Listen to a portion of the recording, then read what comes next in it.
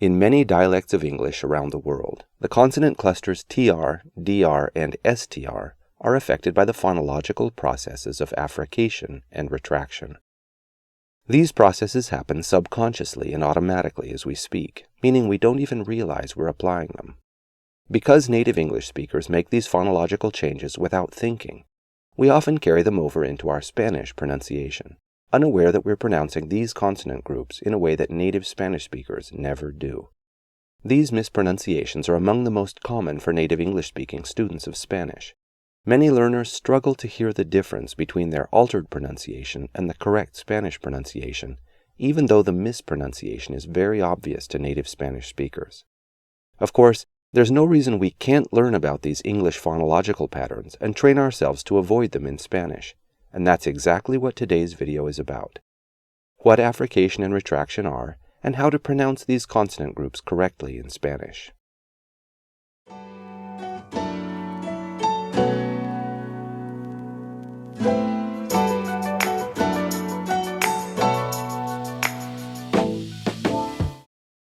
Before we begin, I want to acknowledge that not all English dialects exhibit the patterns we're discussing today. However, General American English does, and I'm surrounded by people who speak varieties of General American English. So I hear these phonological processes a lot.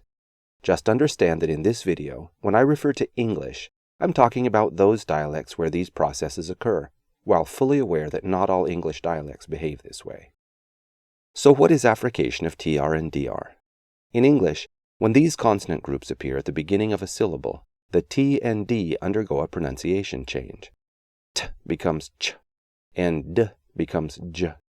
So when combined with these clusters are pronounced tr and dr. Listen to these example words with affricated TR and DR. True, patriot, dream, address. How to pronounce TR and DR in Spanish. In Spanish, the T in TR is pronounced just like a regular Spanish T, as a voiceless dental stop, with the tongue placed against the back of the upper front teeth.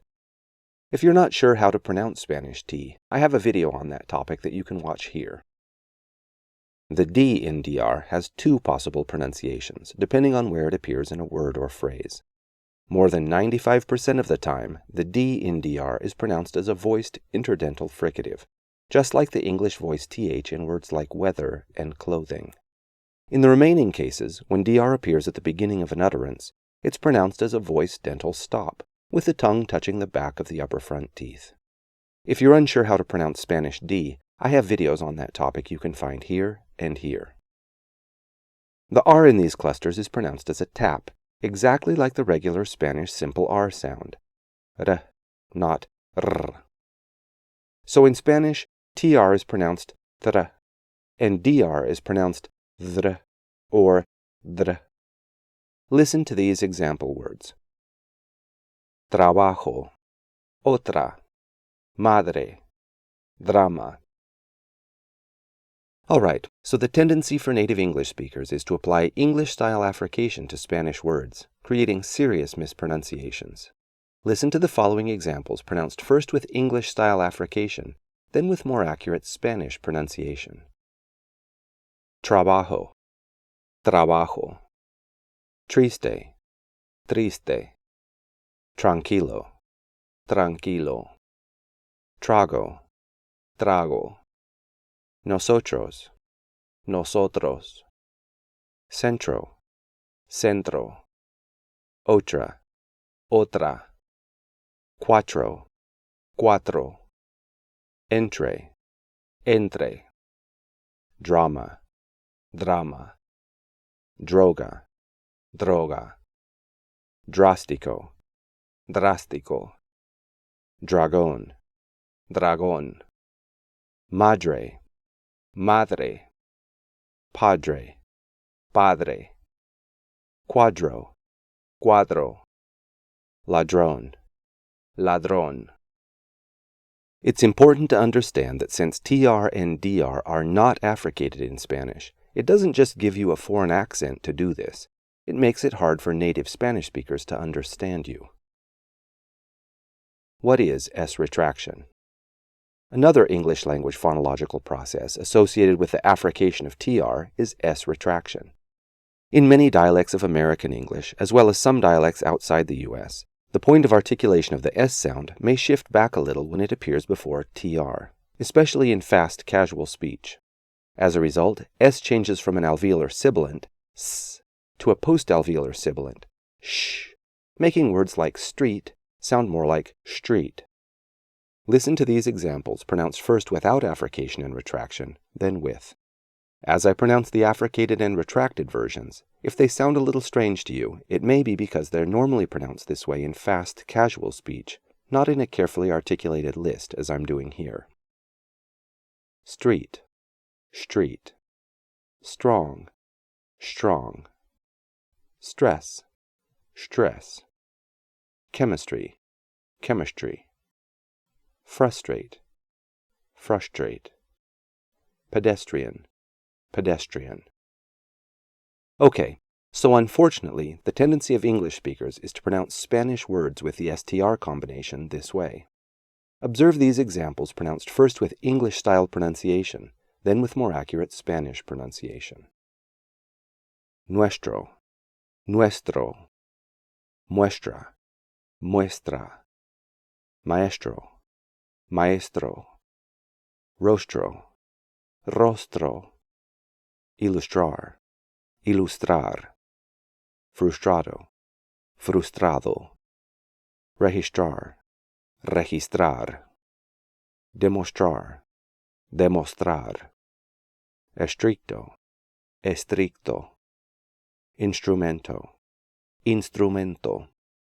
Construcción, construcción. How to avoid these errors in Spanish. Affricating TR in DR and retracting S in STR are some of the most common features of the English speaker foreign accent.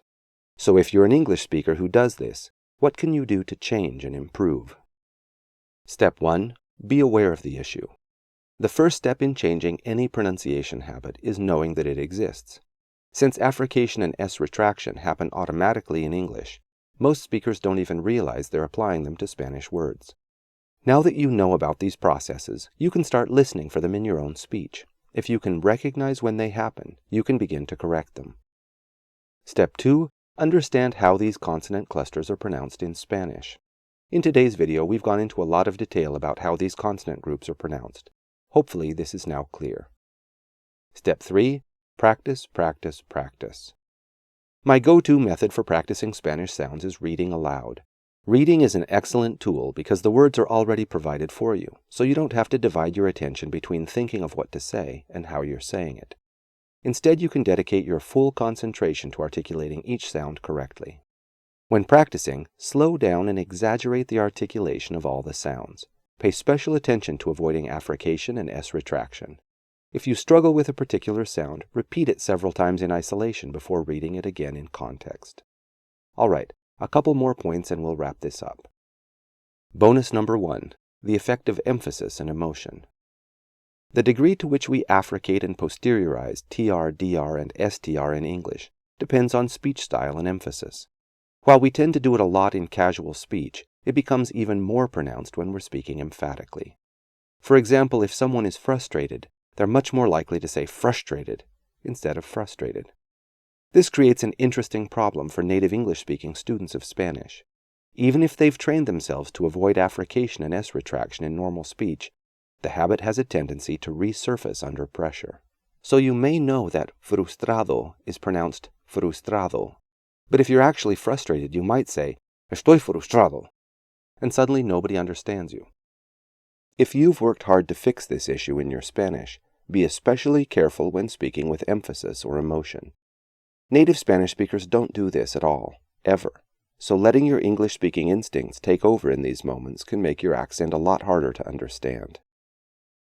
Bonus number 2.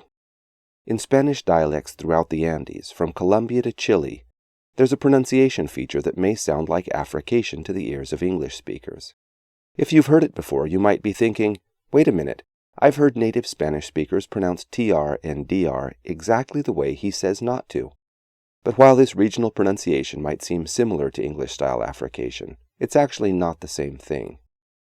In certain parts of the Andes, the Spanish simple R undergoes a change when it follows T or D, becoming retroflex and pre-affricated. This retroflex R influences the articulation of T and D, causing them to be pronounced with a retroflex tongue position against the alveolar ridge. As a result, the entire TR and DR clusters take on a quality that resembles the English sounds we've been discussing in this video. However, the phonological processes behind these changes are different, and native Spanish speakers clearly perceive them as different from English affrication. Listen as I pronounce these words, first with standard pronunciation, then with Andean-style retroflex and pre-affricated pronunciation, and finally with English-style pronunciation. Trabajo, trabajo, trabajo. Nosotros, nosotros, nosotros. Cuatro, cuatro, cuatro. Drama, drama, drama. Cuadro, cuadro, cuadro. Ladrón, ladrón, ladrón. While this pronunciation exists as an authentic Spanish regional variety, it's a minority variety, not widely used around the world. My recommendation for students of Spanish is that they cultivate and use standard Spanish pronunciation. All right, this has been a discussion of English affrication and S-retraction and how to avoid them in your Spanish. If you've enjoyed this video or learned something from it, please give the video a like, and don't forget to subscribe so you don't miss out on future discussions.